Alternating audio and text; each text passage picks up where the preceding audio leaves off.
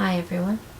Hello again. Lloyd Barry of the Governing Body, writing the article on the door-to-door policy in 1979, disappointed us as well as Ray by avoiding the data and the complexity of the discussion and going back to a very simple approach, which is mobilizing the army, keeping the army marching. Now, what are they going to do with Luke chapter 10? If they're not going to change their approach based on the two traditional texts, Acts 5:42, 20:20, what about the text where it explicitly mentions Christ's instructions to the disciples to go out? Of course, first complexity is he's talking to 12 and then to 70.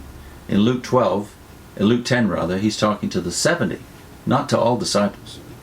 By that time he had thousands of disciples tracking him down, going over hill and dale to hear his words and to get his services, but he only assigned 70. And what did he say to them? Well, Ray goes on in Search of Christian Freedom, page 226. The writer used the identical method when quoting Jesus' words to the 70 disciples sent out. That is, Lloyd Barry, in analyzing this passage, uses the same method he used with the Matthew passage. It was recorded in Luke 10, 1-16. In the article, these words were quoted, quote, "Wherever you enter into a house, say first, 'May this house have peace.' And if a friend of peace is there, your peace will rest upon him. But if there is not, it will turn back to you." Ray comments, Jesus' words immediately following were not quoted. Why not? They say, quote, "So stay in that house, eating and drinking the things they provide, for the worker is worthy of his wages. Do not be transferring from house to house."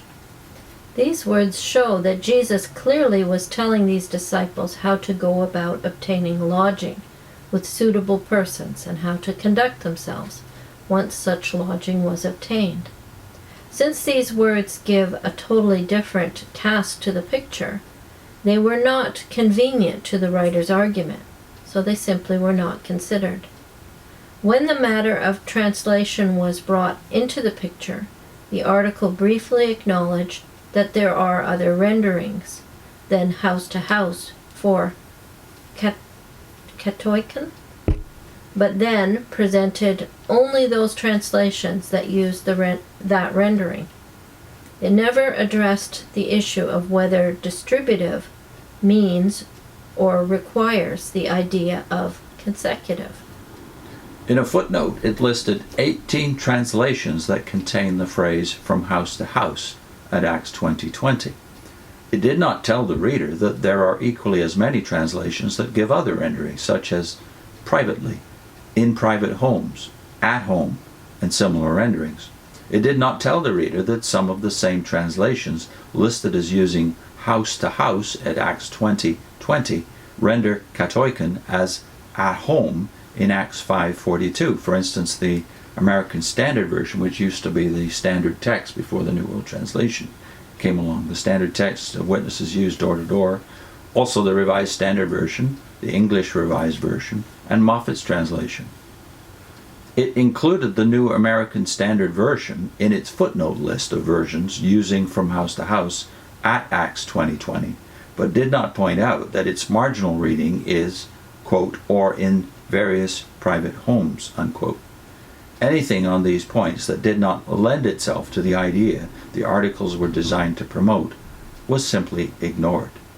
Yet the writer, Lloyd Barry, knew that this had been a serious and crucial point of discussion in the governing body session. Most difficult to understand is why the articles nowhere acknowledge the fact that the organization's own New World Translation translates katoiken by the phrase "in private homes" in Acts 2:46. That verse is not even mentioned in the entire presentation. Why not? The reason seems evident. The first article laid the foundation, and the remaining two built on it, calling upon historians E. Arnold and H.G. Wells, who wrote about the evangelistic spirit of early Christianity. The organization's own traditional use of door-to-door witnessing, court decisions, and other material as support for the viewpoint presented.